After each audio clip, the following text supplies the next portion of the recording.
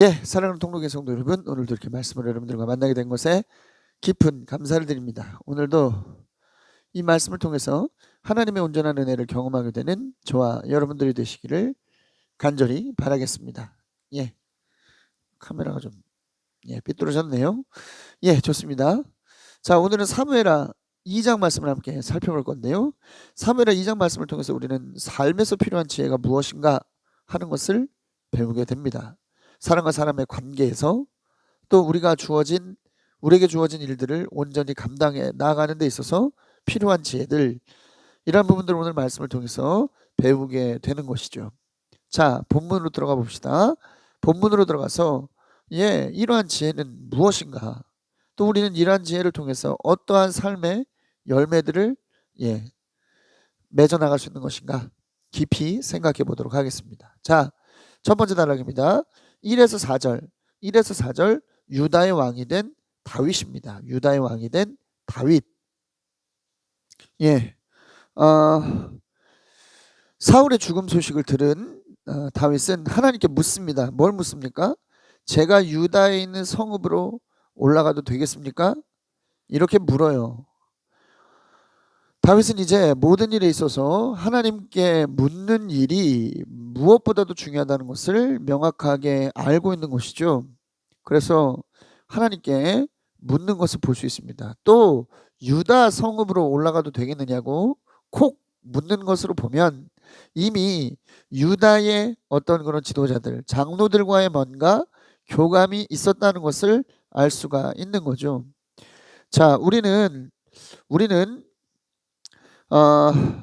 다윗이 블레셋에 가기 전에 유다 지역에서 오랫동안 지냈던 것을 알 수가 있죠. 그것을 통해서 유다 지역 사람들과의 유대 관계가 있었다는 것을 또 우리는 알고 있고요. 또 사무엘상 30장 2절에서 26절, 30장 26절 죄송합니다. 30장 26절을 보면 시글락을 침공했던 아말렉 사람들을 쓰러뜨리고 난 뒤 가져왔던 이 전리품을 유다의 장로들에게 보냈던 기록을 볼 수가 있죠.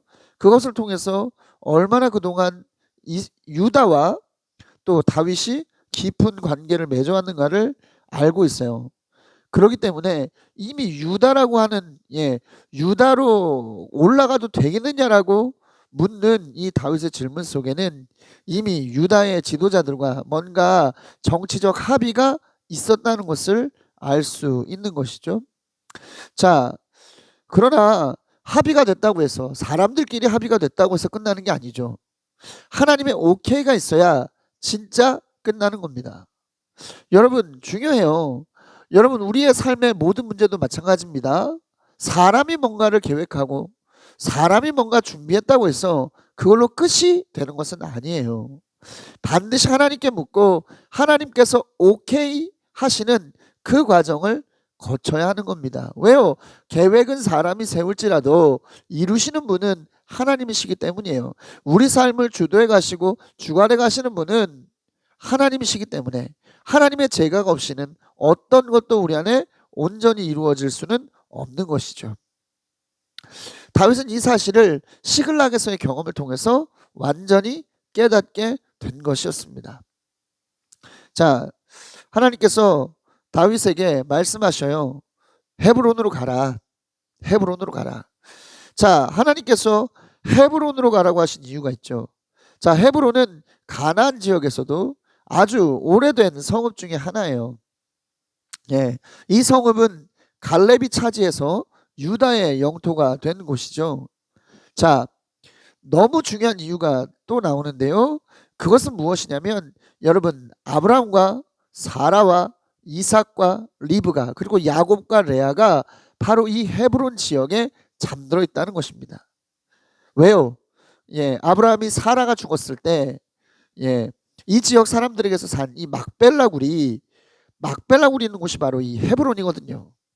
자, 그래서 지금도 이 헤브론은 기독교의 성지이자 또 마찬가지로 아브라함을 자신들의 종교의 뿌리라고 믿는 이 이슬람에서도 이곳을 성지로 만들어 지키는 이유가 바로 여기에 있는 겁니다. 그만큼 중요한 거예요.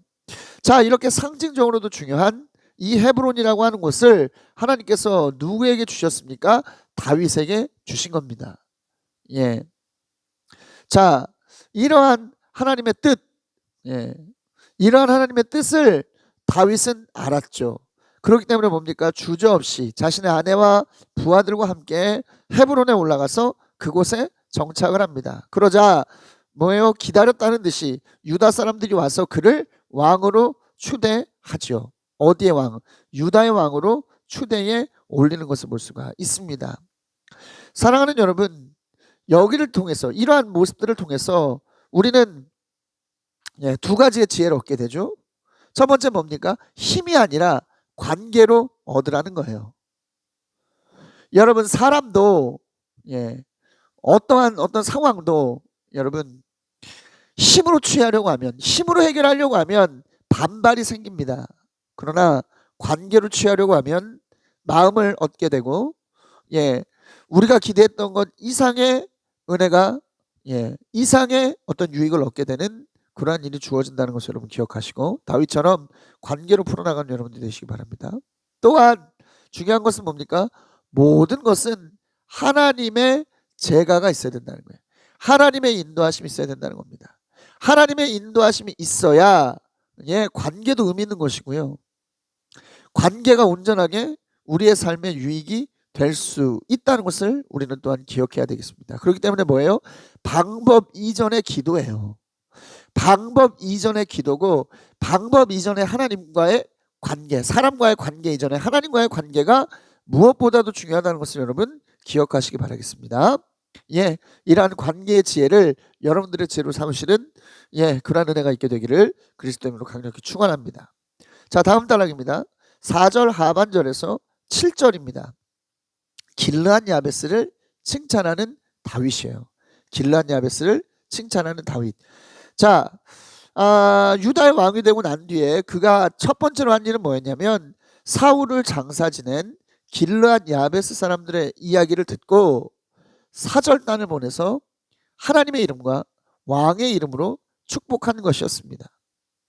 자, 여러분, 우리는 사무엘상 31장 11에서 13절의 내용을 통해서 길르앗 야베스 사람들이 사울, 전쟁에서 전사한 사울의 목이 베어지고 또 시신은 성벽에 걸려져 있는 이 처참한 상황을 어떻게 했던? 그 상황을 무마시키고 사울의 시신을 잘 장사 지내줬던 이 길르앗 야베스의 이야기를 잘 알고 있습니다. 자, 여러분, 이러한 길르앗 야베스의 행동, 여러분 다윗의 입장에서 볼 때는요, 경우에 따라서 이것은 반역죄로 처단할 수 있는 그러한 문제입니다. 왜요? 이미 자신은 사울을 대체해서 왕이 된 사람이잖아. 그런데 사울을 돕은 사람들이야. 사울에 대한 충성심을 보여준 사람들이에요. 의리를 보여준 사람들이에요. 자, 이런 사람들이 계속적으로 남아있다면 계속적으로 권력을 유지해 나가는데 어려움이 되지 않겠습니까? 그렇기 때문에 보통 같으면 뭐예요? 이런 경우에는 반역죄로 물어서 그들을 완전히 초토화시키는 그러한 행동을 했을 것입니다. 그러나 오히려 다윗은 그렇게 하지 않고 어떻게 하고 있어요? 칭찬하고 있다는 거예요. 칭찬하고 있다는 겁니다. 축복하고 있다는 겁니다. 반역으로 다스릴 일을 칭찬하고 축복하고 격려하는 정반대의 모습으로 대하고 있더라 라는 것이죠. 자, 그러다 보니까 여러분, 사울이 비록 세상을 떠났으나 자신이 유다의 왕이 된 것, 아주 합법적으로 사울의 자리를 계승한 사람이라는 것이 길르앗 야베스 사람들에게 충분히 어필되고 있는 것을 볼 수가 있는 것이죠, 여러분. 자, 여러분, 다윗은 애써 자신의 선대왕인 사울의 흔적을 지우려 하지 않았어요. 오히려 사울의 계승자임을 자처하는 그러한 모습을 보였다는 것이죠. 이러한 그의 리더십은요, 뺄셈의 리더십이 아니라 덧셈의 리더십인 것을 알 수가 있습니다. 너 내 원수 사울을 살려줬어? 도와줬어? 너 의리 지켰어? 넌 아웃이야. 너 필요 없어. 이런 뺄셈의 리더십이 아니라 그래 너희들의 충성심 내가 잘 봤다. 정말 하나님께서도 너희들의 그러한 행동을 정말 좋게 보셨고 반드시 선한 것으로 갚아주실 거야. 나 또한 너희들에게 할 수 있는 최선을 다할게. 예, 이렇게 말을 하니 어떻습니까? 길르앗 야베스 사람들이 얼마나 감동하겠어요. 더 충성해야 되겠구나. 더 충성해야 되겠구나 하지 않겠습니까? 이런 덧셈의 리더십. 예, 이런 모습이 우리에게도 필요합니다. 우리는 자꾸만 우리의 감정에 따라서 뭔가를 배제하려고 하는 그러한 삶을 살아가요. 그러나 배제보다는 포용할 수 있는 무언가가 필요하죠. 이것도 우리에게 중요한 삶의 지혜다라는 것을 여러분 기억하시기 바라겠습니다. 자, 그럼에도 덧붙이고 싶은 것은 있어요. 다윗이요, 그렇다고 해가지고 무작정 포용하지 않습니다. 기준이 있어요. 어떤 기준입니까? 하나님께서 보실 때에 라고 하는 기준이 있어요. 자, 길르앗 야베스 사람들의 모습은 어떠한 기준에서, 다윗이 볼 때 어떠한 기준에서 축복해 줄 만한 그러한 행동이었습니까? 하나님의 기름 부음 받은 자에 대한 존중, 하나님의 기름 부음 받은 자에 대한 사랑, 이러한 기준, 얼마나 그가 철저하게 생각하고 있었습니까? 이러한 기준에서 생각해 볼 때 길르앗 야베스의 행동은 빼야 될 게 아니라 오히려 칭찬과 격려를 통해서 자신의 인생에 더해야만 하는, 포용해야만 하는 그러한 대상이고 그러한 모습이었어요. 예. 그러나 여러분, 우리가 어제 살펴봤던 내용을 보십시오.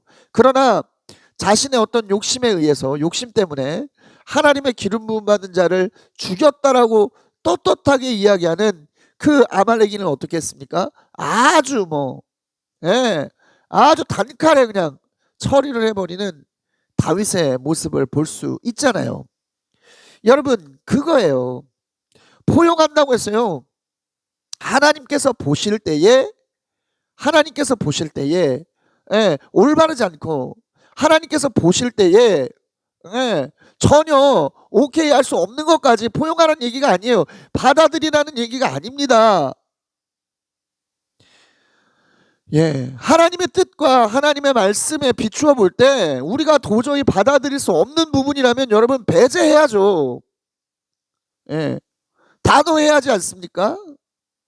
그러나 우리는 너무 우리의 감정 때문에, 그렇죠?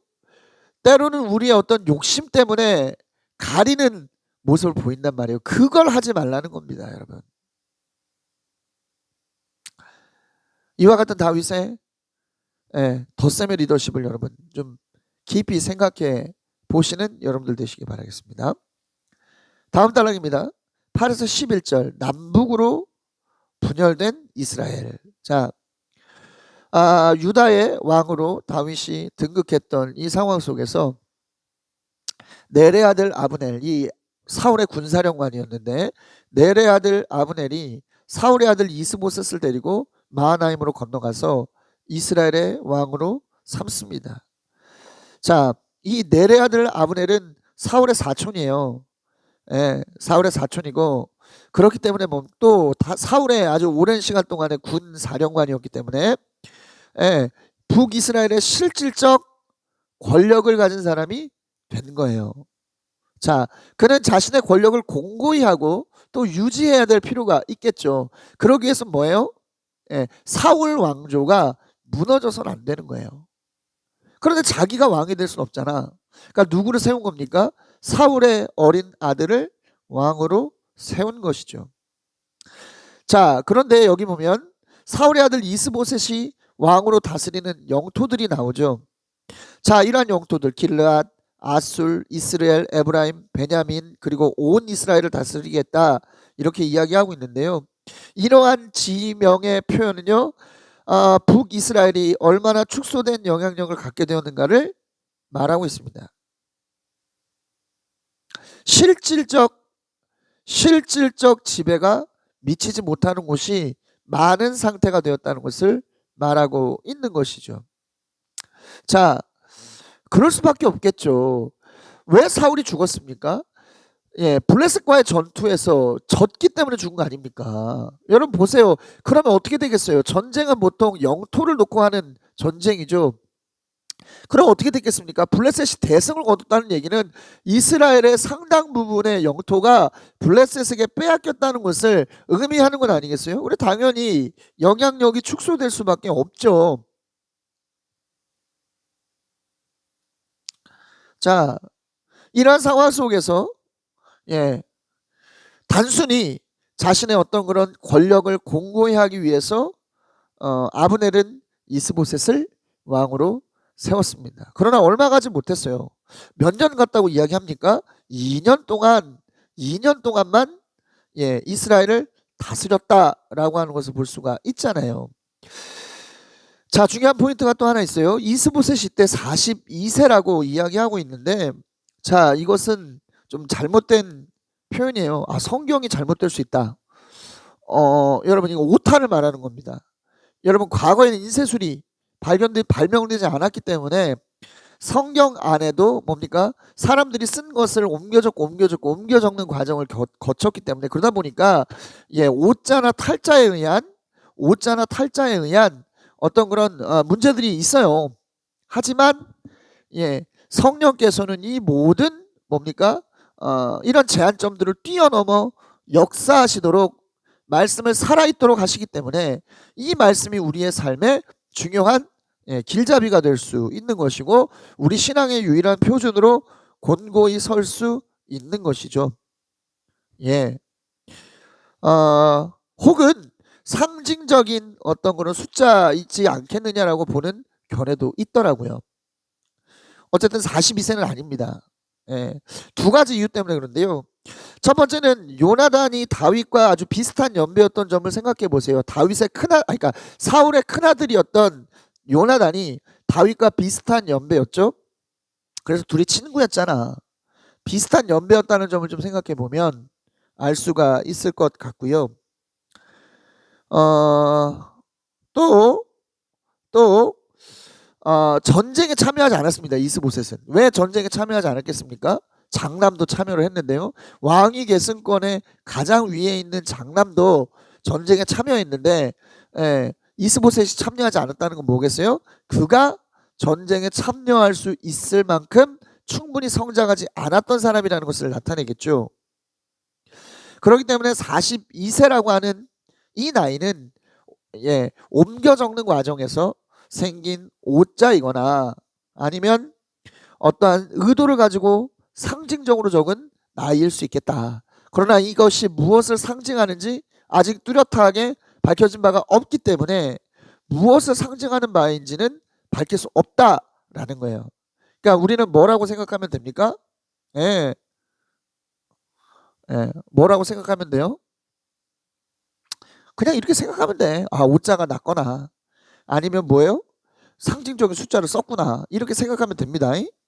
자, 여러분 보세요. 어쨌든 이스보셋은 2해 동안만 다스렸어요. 그러나 유다왕 다윗은 7년 6개월을 다스렸죠. 여러분 유다에서만 7년 6개월이고 이스보셋이 죽은 이유 다윗은 그렇죠? 또 수십 년간 온 통일 이스라엘을 다스립니다. 자, 그렇다면 왜 이스보셋은 이렇게 짧게 다윗은 길게 왕으로서 세워질 수 있었을까? 여러분 다윗과 이스보셋은 다르죠. 뭐가 다릅니까? 과정이 달라요. 자, 이스보셋은 하나님의 기름 부으심을 받은 것도 아닙니다. 또 사람들의 정치적 추대를 받은 것도 아니에요. 그저 누구죠? 아브넬이 어떤 정치적 욕심에 의해서 어거지로 세운 왕입니다. 과정이 온전하지 않아요. 그러나 다윗은 어떻습니까? 하나님의 기름 부으심을 받은 사람이고 또 어떻게 됐죠? 유다 사람들과의 정치적 합의도 충분히 이루어진 상태에서 왕이 됐습니다. 그게 다르죠. 여러분 과정이 탄탄해야 거기서 주어지는 결과물이 온전히 자기 것이 될 수 있는 거예요. 그러니까 여러분 우리의 삶에 있어서 과정은 너무너무 중요합니다. 우리는 과정을 생략하고 결과만 얻으려고 하지만 성경은 그렇게 말하고 있지 않아요. 과정이 탄탄해야 거기서 주어지는 결과의 열매가 온전히 내 것일 수 있다. 이것이 지속적으로 성경에서 말하고 있는 예, 그런 내용이라는 것을 여러분 기억하시기 바라겠습니다. 오늘 우리가 흘리는 땀도 과정을 향한, 과정을 온전히 세워나가기 위해서 흘리는 땀입니다. 이 땀을 통해서 얻어지는 결과는요, 반드시 우리에게 어떠한 결과일 수 있다? 온전하고 우리를 깊이 행복하게 만들어주는 그러한 결과일 수밖에 없다는 것을 여러분 기억하시면서 오늘 흘리는 땀의 가치를 귀하게 여기시는 저와 여러분들 될 수 있기를 그리스도의 이름으로 강력히 축원합니다. 다음 단락 12에서 17절 칼의 벌판입니다. 자, 아브넬이 군대를 이끌고 출정을 했어요. 기브온쯤에 진을 쳤는데 유다의 다윗의 어떤 신복이죠. 요압이 또 군대를 이끌고 연못을 하나를 두고 진을 칩니다. 예, 아브넬이 유다를 침공하기 위해서 군대를 일으켰느냐? 학자들은 그렇게 보진 않더라고요. 아마 블레셋에 의해서 블레셋에게 잃어버린 그런 영토를 회복하기 위해서 출정한 것이 아니었겠는가? 학자들은 이렇게 생각을 하더군요. 예, 저도 동의를 합니다. 저도 동의를 해요. 기본의 진을 쳤어요. 자, 그러면 당연히 유다 입장에서는 적군이죠. 적군인 이스라엘이 군대를 움직였으니 자신들도 군대를 움직일 수밖에 없는 것 아니겠습니까? 그러니 요압이 군대를 이끌고 나올 수밖에 없죠.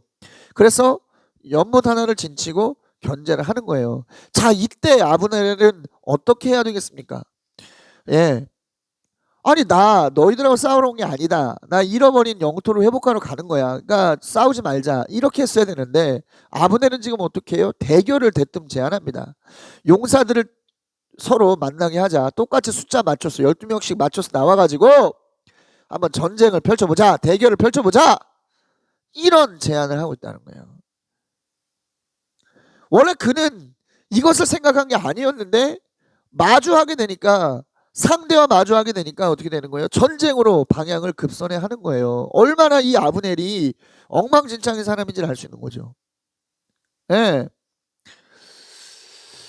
뭐 왕하고 충분히 뭐 상의하고 하는 일도 아니야. 제 멋대로입니다.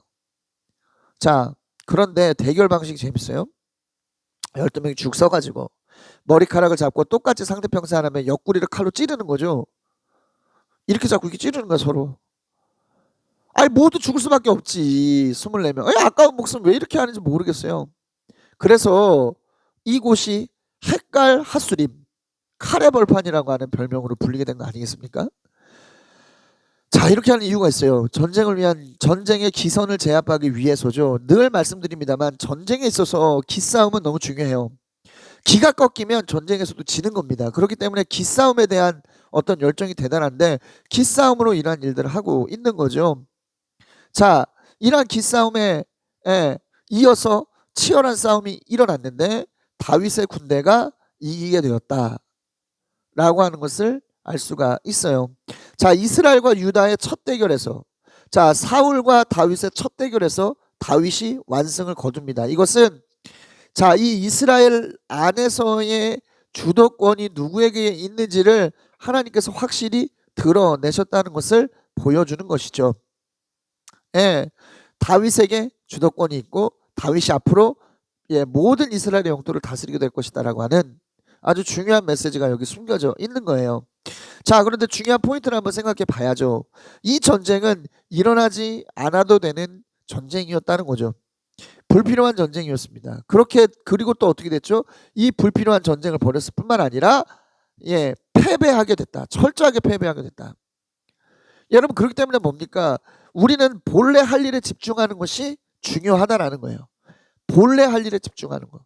우리가 할 일에 집중하는 게 중요합니다. 할 일을 다 마치기도 전에 다른 것에 이것저것 기웃기웃 관심 갖게 되면 어떻게 되는 거예요? 우리가 본래 해야 될 일도 하지 못하고 기웃거리는 모든 부분에서 패배를 경험할 수밖에 없다라고 하는 것을 우리는 알아야만 하는 것이죠. 그렇기 때문에 지금 우리의 인생에서 중요한 것이 무엇이냐 명확하게 알고 그것에 온전히 집중하는 삶을 살아가는 우리가 돼야 된다는 것을 여러분 다시 한번 분명하게 기억하시길 바라겠습니다. 자, 이러한 부분에 승리하는 여러분들 되시기를 바라겠고요. 자, 마지막 단락입니다. 18에서 32절 악연의 시작입니다. 악연의 시작. 자, 수르야의 세 아들이 전쟁에 참전하고 있었어요. 요압과 아비새와 아사엘. 그 중에 아사엘이라고 하는 사람이 나오는데, 자, 아사엘은 아브넬을 뒤쫓고 있었어요. 예. 그런데 아브넬은 계속 경고하죠. 야, 너 나 쫓지 마라. 그냥 여기 내 좌우에 있는 젊은 장군들하고 싸워라.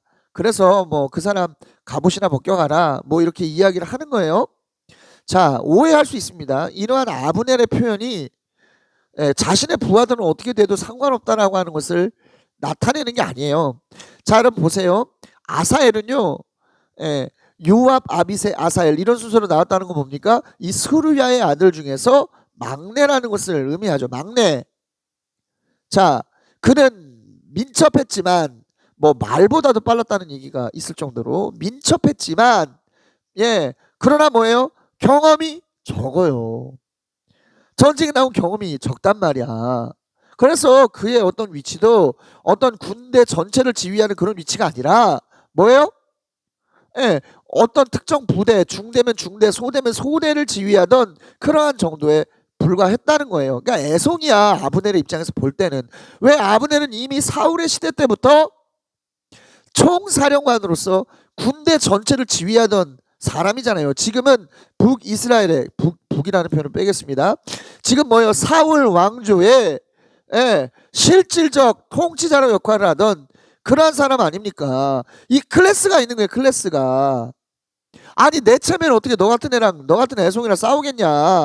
야, 쫓아오지 마라. 그냥 너하고 급이 맞는 사람들 쫓아가서 급이 맞는 사람들하고 싸워라. 지금 이 얘기하고 있는 거예요.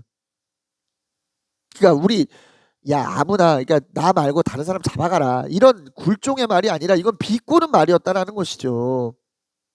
자, 그런데도 이런 아브넬의 말을 무시하고 계속 아사엘이 쫓죠. 그러니까 어떻게 합니까? 아브넬이 창 끝으로 그의 배를 찔러서 죽입니다. 창 끝으로 찔렀다? 이것도 뭐예요? 아사엘을 제대로 상대할 필요도 없이 쉽게 이겼다는 것을 말하는 것이죠. 그만큼 아사엘과 아브넬의 차이가 있었던 거예요. 자, 또 이런 얘기를 합니다. 아브넬이 찌르기 전에 내가 어떻게 너의 형 요압을 보겠느냐, 요압의 얼굴을 보겠느냐 이야기하는데, 이것도 이런 얘기예요. 야, 내가 너와 같은 애송이하고 싸우면 내 쪽팔려서 나중에 니네 형을 어떻게 보냐, 이런 이야기 하고 있는 것이죠. 충분히 아브넬은 어떻게 하고 있습니까? 아사엘, 경험이 적은 아사엘에게 호의를 베풀었어요. 그럼 아사엘은 이 호의를 받아서 물러났으면 되는 건데 그는 그렇게 하지 않았죠. 왜요? 경험이 적기 때문에. 경험이 적은데 자신의 욕심, 내가 저 아브넬만 잡으면 형들과 나도 어깨를 나란히 하는 그러한 군대 내에서의 영향력과 입지를 가진 사람이 되지 않겠어? 이런 욕심이 앞섰기 때문에 이런 문제가 생기게 된 것이라는 거죠. 여러분, 경험이 부족하면 경험자의 조언에 귀를 기울이는 그러한 일에 우리는 뭐죠? 열심히 해야 됩니다. 열심히 해야 되는 거예요. 자, 내가 경험이 없으면 경험 많은 사람의 말이라도 잘 들어야 되는 거야. 그런데 어떻게 하죠? 요즘은 경험 많은 사람들의 이야기를 꼰대다, 틀딱이다, 이래가며 듣지 않으려 한다니까? 그리고 나서 어떻게 되죠? 각종 문제에 봉착하게 되더라라는 것이죠. 열린 귀를 가지는 것이 필요하다. 자, 이러한 열린 귀의 모습을 그의 형 요압은 보여줍니다. 자, 아비새와 요압이 계속적으로, 요압과 아비새가 계속 이 아브넬을 뒤쫓아요. 그러다가 암마 계곡이라는 곳에서 아브넬과 대치를 하죠. 아주 베냐민 군대들, 잘 훈련된 베냐민 군대들이 아주 아브넬을 첩첩이 둘러싸고 있어요. 이긴다고 하는 보장이 없는 상황이죠. 자, 이럴 때 아브넬이 요압에게 휴전을 제의합니다. 그리고 요압이 이 휴전을 받아들여서 전쟁이 끝이 나요. 여러분 보십시오. 아브넬이 전쟁을 그치자고 했을 때 요압은 어떻게 합니까? 그걸 그대로 받아들여요. 왜? 그는 경험이 있잖아.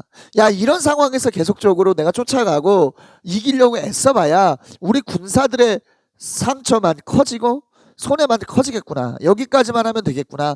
그런 경험으로 지금이 물러나야 될 때라고 하는 것을 알고 있었다는 것이죠. 그의 동생 아사엘과는 전적으로 좀 다르죠.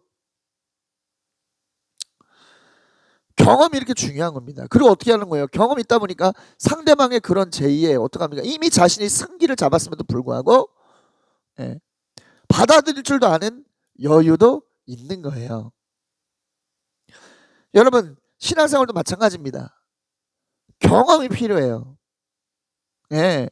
그냥 신앙이라고 하는 것도 혈기만 가지고 되는 게 아니라 하나님하고의 관계에서 오는 또 삶에서 오는 여러 가지 경험치들이 쌓여야 온전한 하나님의 성도로 세워질 수 있는 거예요. 그러니까 뭡니까?